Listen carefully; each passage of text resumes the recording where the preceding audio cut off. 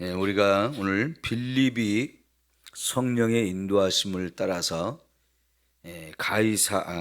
가사로 내려가서 거기서 에디오피아 내시를 만나 복음을 전해서 구원받게 하고, 또 성령이 이끄시어서 그곳을 바로 떠나서 아소도라고 하는 곳을 가서 복음을 전하고, 또 계속 그 서쪽 해안지대를 지나면서 위쪽으로 올라가면서 복음을 전하는데요.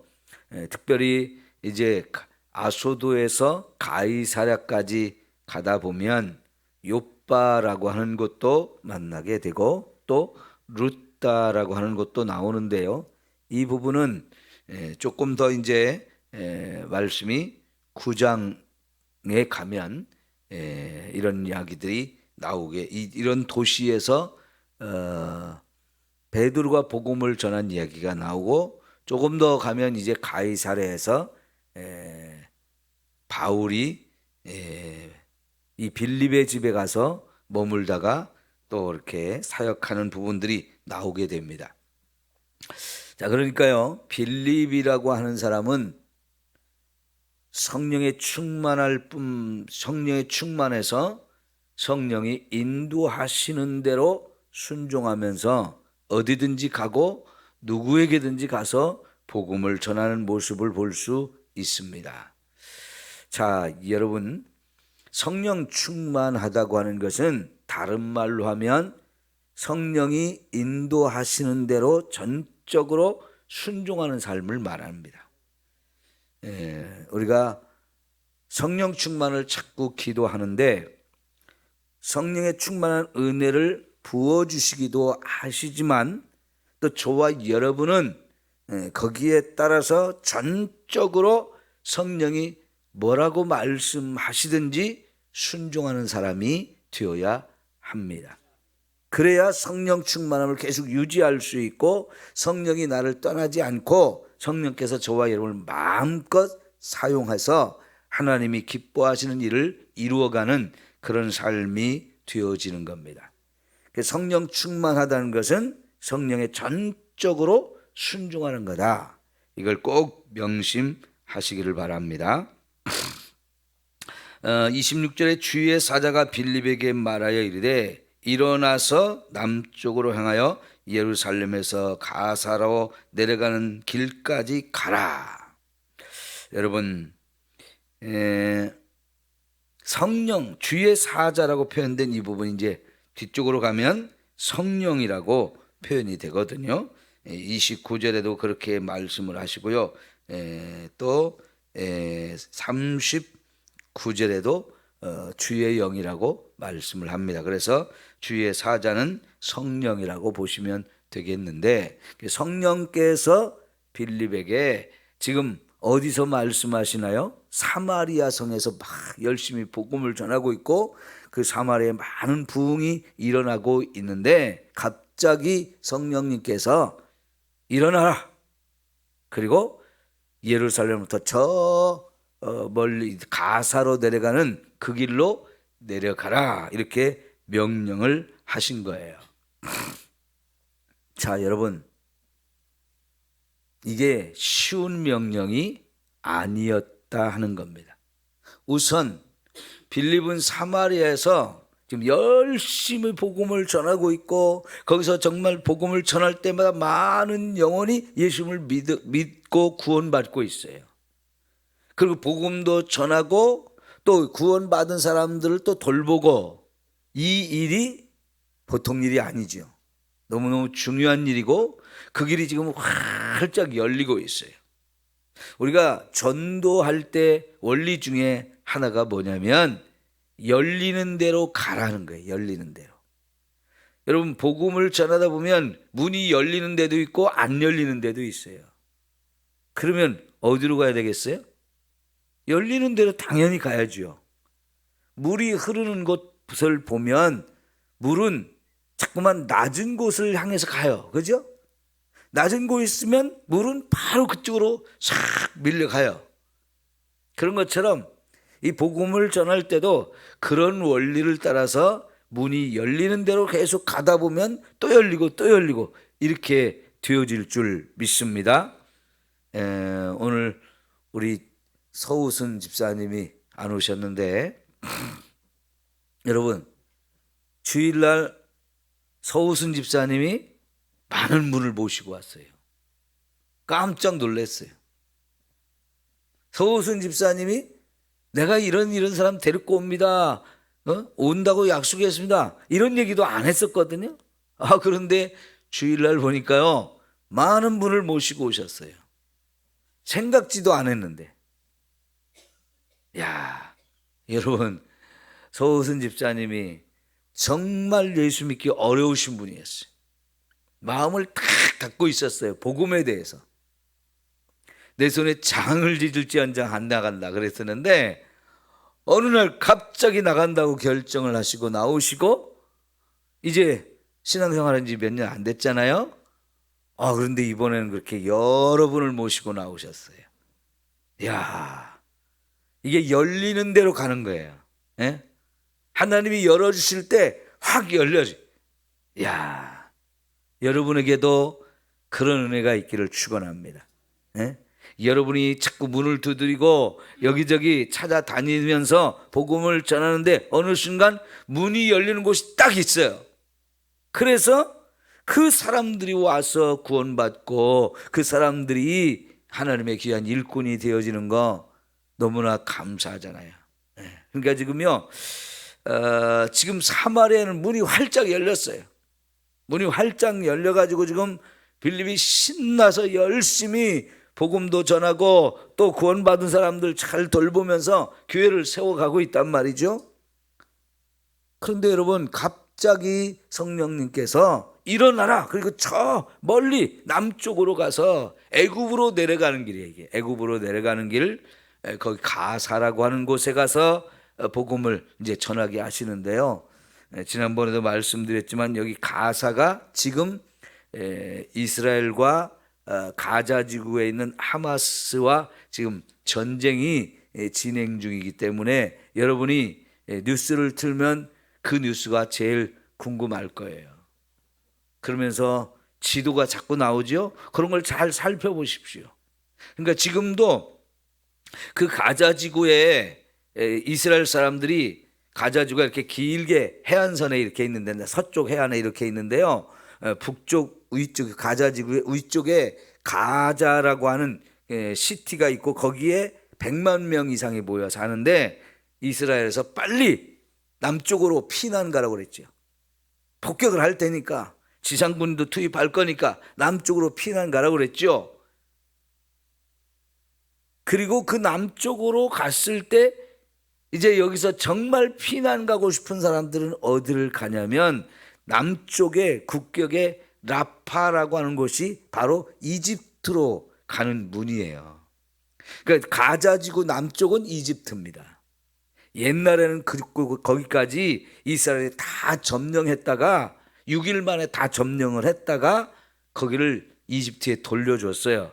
그래서 지금은 그 가자지구의 남쪽이 이집트거든요. 그러니까 지금 하나님이 이 빌립에게 가라고 한 곳이 바로 그쪽이라고 여러분 보시면 되겠어요.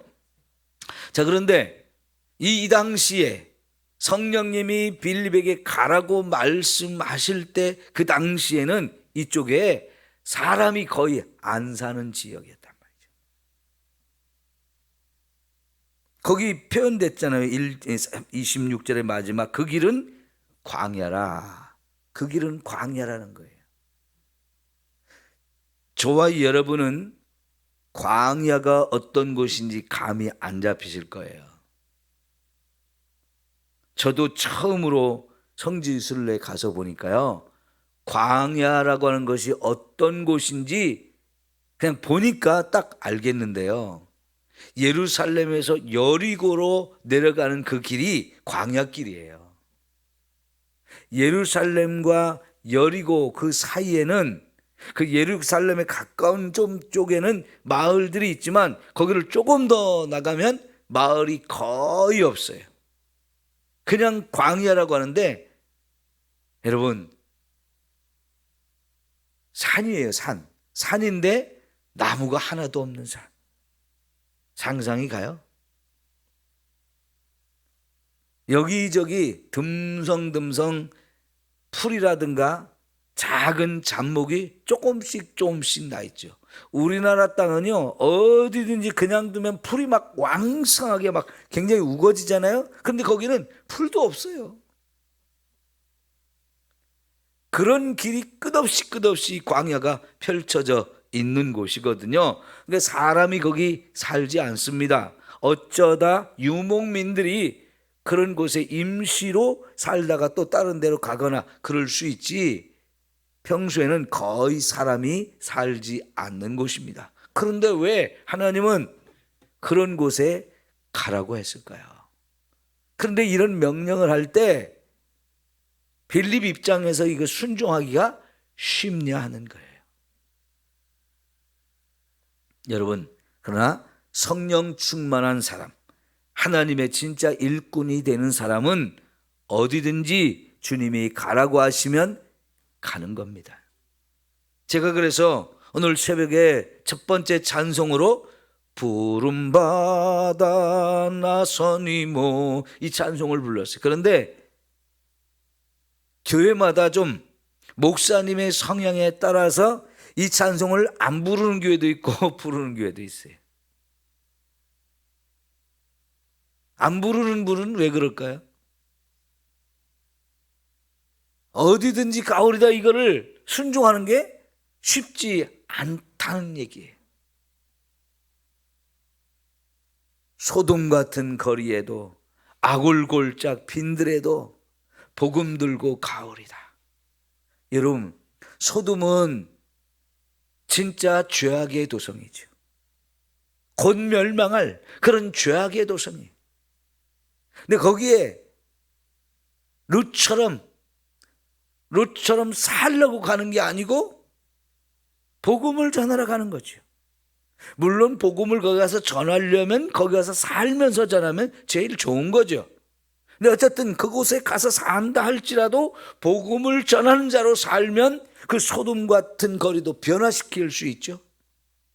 또 한편으로는 아골골짝 빈들에도 가오리다 그랬는데, 아골골짝이는요, 여리고 성에서 그 아간이란 사람이 금덩어리 하나, 모피 외투 하나 이거 훔쳐가지고 숨겼다가 이제 발각이 돼서 아골골짝에 가서 돌로 쳐 죽였는데, 그 아골골짜기가 여리고에서 보니까요 꽤 떨어져 있는 곳이에요.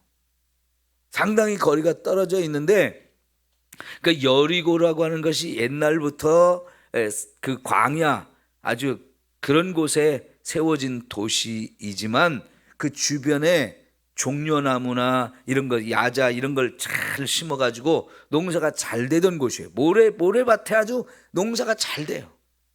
근데 그 농사 짓는 곳을 벗어나서 저만큼 멀리 떨어져 있는 그런 광야에 있는 골짜기인데요, 사람이 살지 않는 곳입니다.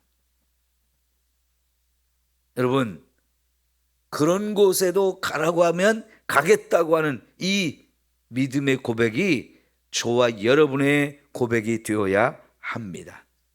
그러니까 이런 찬송 부르면서 진짜로 주님이 어디에 가서 무슨 일을 하라고 하든지 갈 수 있는 이 믿음을 갖도록 우리가 스스로에게 다짐하고 결단할 수 있는 그런 은혜가 있기를 축원합니다. 근데 여러분, 이건 쉬운 게 아니죠. 제가 목사 입장에서 지금 삼성교회에서 목회를 열심히 하고 있는데 갑자기 주님이 저보고 여기를 떠나서 아주 어려운 곳으로 가라고 하면 제가 쉽게 결단할 수 있을까요? 쉬운 일 아닙니다. 그런데 반대로 우리 교회보다 더 큰 교회 담임 목사로 오라고 하면 그거는 쉬울까요? 어려울까요? 많은 목사님들이 그렇게 자기가 부름받기를 원하고 있어요. 저도 그렇게 기도하던 때가 있었어요. 하나님, 저 좀 큰 교회 좀 보내주세요. 어느 큰 교회 빈자리가 나면 혹시 나도 이력서를 한번 내볼까?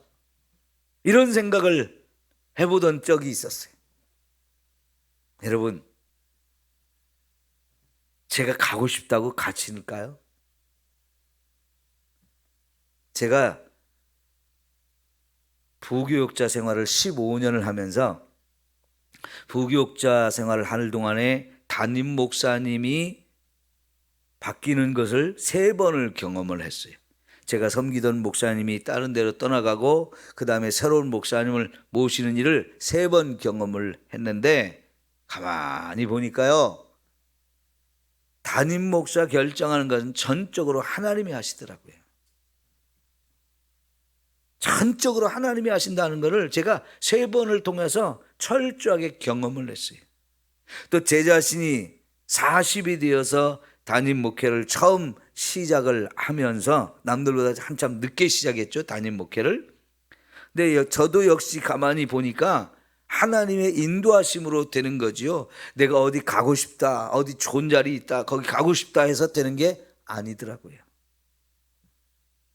여러분, 지금 빌립이 너무나 사역하기 좋은 환경이 활짝 열려서요, 막 신나게 할 수 있는 상황입니다.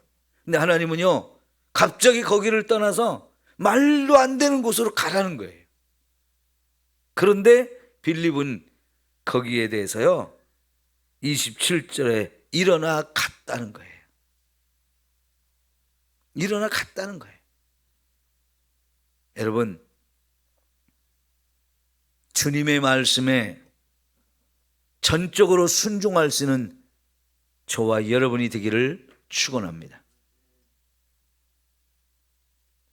우리가요, 구약 성경에 여러 인물이 나오는 중에 정말 대단한 인물들이다, 그래서 본받고 싶다 하는 인물들이 있는데, 그게 누구냐면요,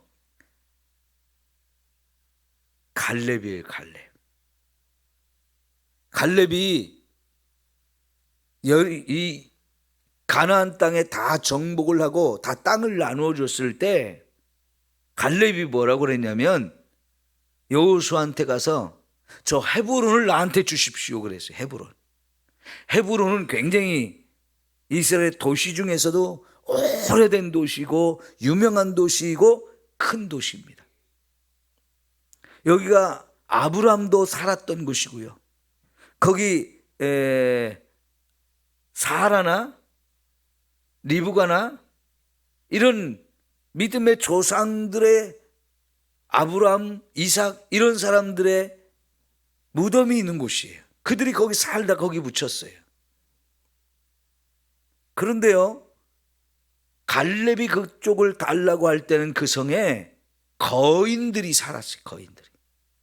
그래서 정말 이스라엘 가나안 땅 중에서도 점령하기가 정말 가장 어려운 곳 중에 한 곳이었는데요, 80이 넘은 갈렙은 그 산지를 내게 주십시오라고 요청했는데, 이제 여러분, 정탐꾼 사건이 있을 때 여호수아하고 갈렙 2사람만 하나님이 이 땅을 우리에게 주실 테니까 우리가 가자 했고, 긍정적인 믿음의 답을 했던 사람이었고, 그것 때문에 하나님께서는 이 2사람이 가나안 땅 원하는 곳 준다 이렇게 약속을 하셨잖아요. 그러니까 가나안 땅에 들어가서 갈렙이 자기가 원하는 걸 마음대로 가질 수 있었는데, 이왕이면 쉬운 곳, 좋은 곳, 편한 곳 갖고 싶잖아요. 얼마든지 다른 곳 구할 수 있었어요. 그런데 이 갈렙은 목숨을 걸고 싸워야든, 그래서 그걸 점령하지 않으면 안 되는 곳인데, 80이 넘은 이 갈렙은 이 산지를 내게 주옵소서 하면서, 내가 아직도 80이 넘었지만 젊을 때처럼 힘이 넘칩니다, 얼마든지 그 거인들과 싸워서 내가 이길 수 있습니다 하면서 자원해서 그렇게 하잖아요. 험지로 가는 거잖아요. 이런 사람이 정말 가장 멋있는 하나님의 일꾼이에요. 또 하나 이사야를 우리가 볼 수 있는데요, 이사야 6장을 보면 하나님의 나라를 이사야에게 보여주셨어요. 너무나 황홀하고 너무나 아름답고 너무나 거룩하고, 그런데 나는 말도 안 되게 부정한 자예요. 나는 이제 죽게 생겼다. 그랬는데 하나님이 제단 숯불을 가지고 이사야의 입을 찢어주면서 그를 거룩하게 만들어 주셨죠. 그런데 잠시 후에 하나님이 걱정이 생겼어요. 누가 나를 위해서 갈고 하면서 지금 이 세상에 죄악으로 가득 차가지고 하나님을 거역하고 불순종하며 대적하고 있는 그 죄인들을 향해 가서 이제 하나님의 말씀을 전할 사람이 필요하다. 그런데 하나님의 탄식에 누가 우리를 위해 갈고. 그런데 이사야가 뭐라고 그랬습니까? 주여 나를 보내주소서. 내가 여기 있나이다. 나를 보내주소서 하면서 자기를 보내달라고 그랬죠. 하나님 뭐라고 말하면 네가 가도 안 들을 거다. 네가 가면 오히려 네가 전하는 그 말을 들은 사람들이 너를 죽여버릴 거다. 여러분 누가 가고 싶겠어요? 그런데 이사야는 제가 갑니다. 저를 보내주십시오. 그래서 이사야가 선지자로 이렇게 사역을 하게 된 거거든요. 결국은 이사야서에는 나오지 않지만 이사야는 사람들에 의해서, 당시 유대인들에 의해서 죽임을 당한 순교자였다는 거예요. 순교를 당했다는 거예요. 여러분 그걸 알면서도 나를 보내주소서 그랬습니다. 우리 하나님의 일꾼들은 믿음으로 하나님의 뜻에 순종하는 저와 여러분이 되어야 되는데, 그것이 내 생명을 바쳐야 되는 길이라도 가야 되고요, 온갖 고생이 있는 곳이라 할지라도 가야 합니다. 그게 진짜 하나님의 일꾼들이에요. 세상에 편하고 좋은 곳만 어디가 있겠습니까? 여러분 꽃 구경 가고 단풍 구경 가고 하면 좋죠. 그거는 한 번 갔다 오는 거지요. 여행으로 잠시 가서 야 정말 좋다 정말 좋다 그러면 거기 가서 우리가 영원히 살 수 있나요? 그건 아니잖아요. 힘들지만 내 가족과 함께 먹고 살기 위해서는 아침마다 일어나서 일터로 가야 돼요. 근데 어떤 사람은 그 일터가 너무 가기 싫어. 몸도 안 좋고 매일 이 일을 해야만 되나 짜증도 나고.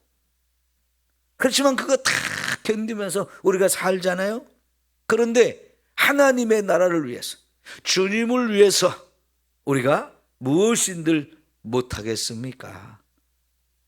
주님을 위해서라면 우리 힘들고 어려워도 감당해야 할 줄 믿습니다. 이게 성령 충만한 사람이고요, 성령 충만한 사람은 순종하는 거예요. 조건이 좋으니 나쁘니 이런 거 따질 여유가 없어요.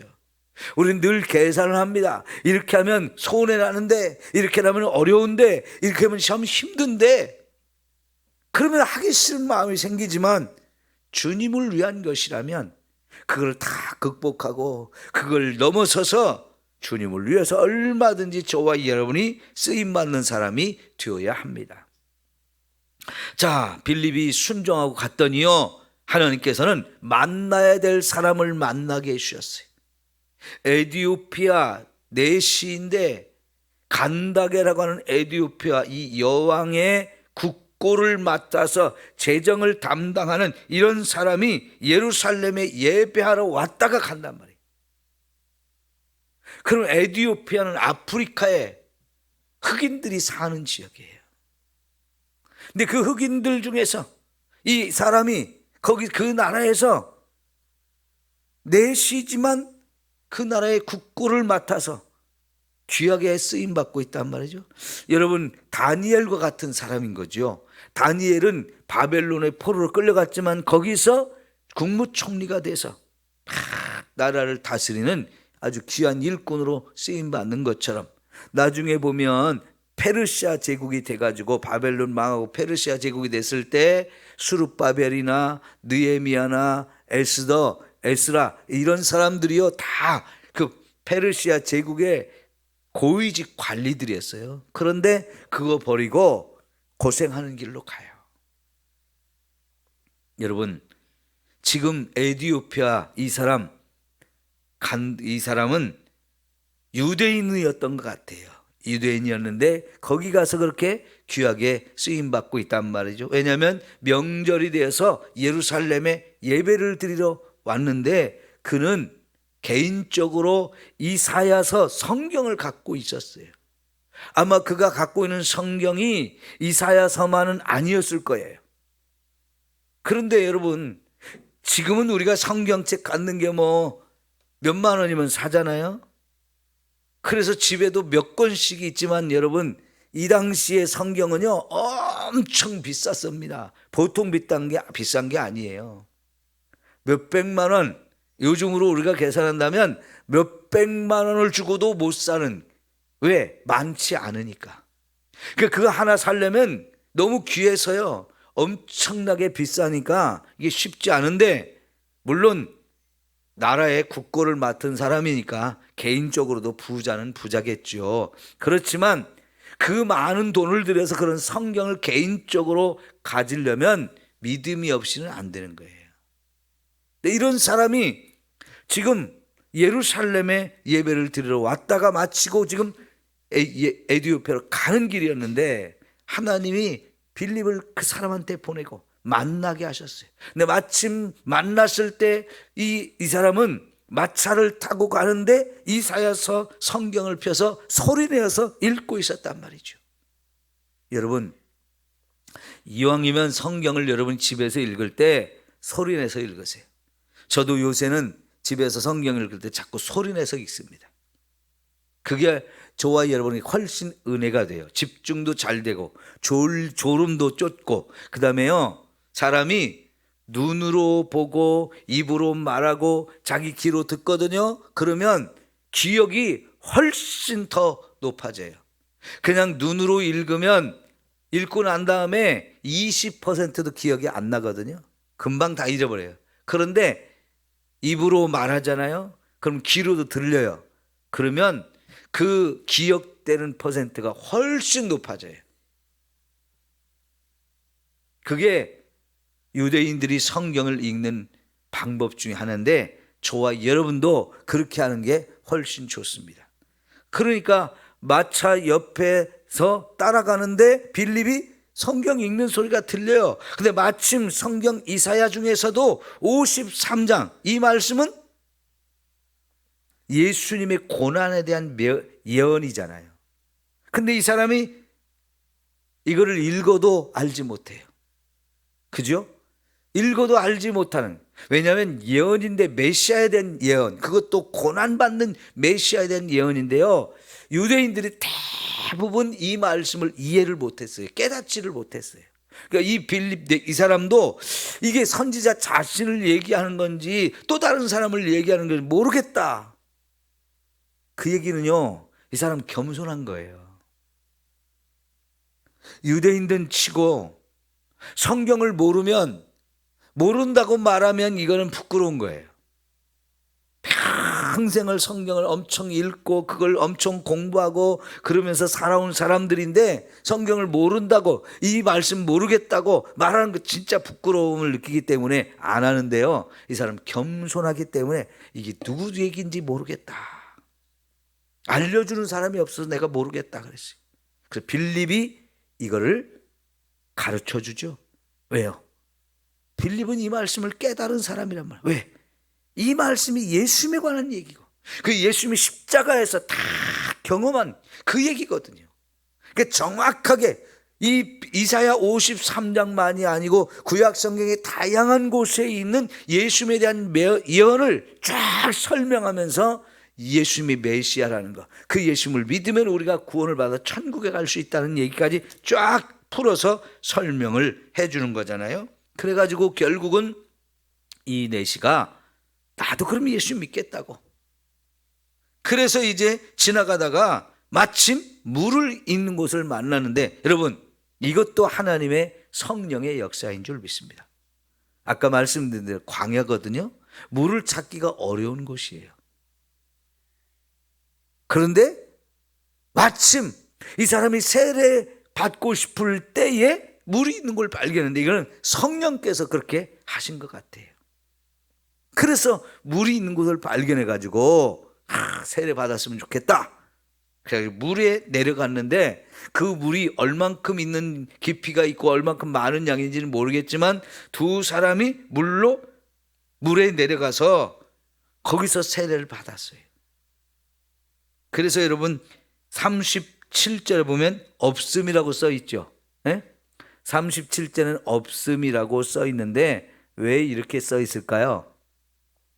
성경 사본이 여러 개가 있거든요. 여러 종류가 있는데 어떤 사본에는 이 37절이 기록된 사본이 있고 기록되지 않은 사본이 있는데 기록된 사본에는 어떤 내용이 있냐면 빌립이 예수를 믿느냐고, 예수를 믿는 게 확실해야 세례를 받을 수 있다, 그런 얘기를 했고 이 사람은 내가 예수를 구주로 내를 구원하신 분으로 믿습니다, 이런 세례 문답하는 내용이 여기에 들어 있어요. 근데 이게 이제 아주 정통이라고 이렇게 인정받지 못하는 사본에 들어있기 때문에 이거를 없음이라고 표현을 하면서 어떤 사본에는 이런 내용이 있습니다 라고 이렇게 그런 표시예요. 이게 세례 문답을 우리가 하잖아요. 세례 문답이 정확하게 돼서 정확한 대답이 나와야 세례를 주는 거거든요. 그렇게 해서 이제 세례를 받았는데 갑자기 또 물에서 올라오자마자, 세례를 받고 나자마자 성령께서 빌립을 탁 데리고 가셨어요. 이 세례를 받은 사람이 갑자기 빌립이 떠나가 버리니까요, 놀라고 황당하기도 했겠지만은, 그런데 이 사람은 너무 기쁨이 충만했어요. 왜? 구원받은 감격이 있으니까요. 구원받은 감격이 있으니까. 결국은 그가 이렇게 에티오피아에 가서 아프리카 지역에 엄청난 복음의 역사가 일어난 것을 우리는 나중에 확인할 수 있거든요. 그러니까 하나님께서는 빌립을 그렇게 사용하시는 거예요.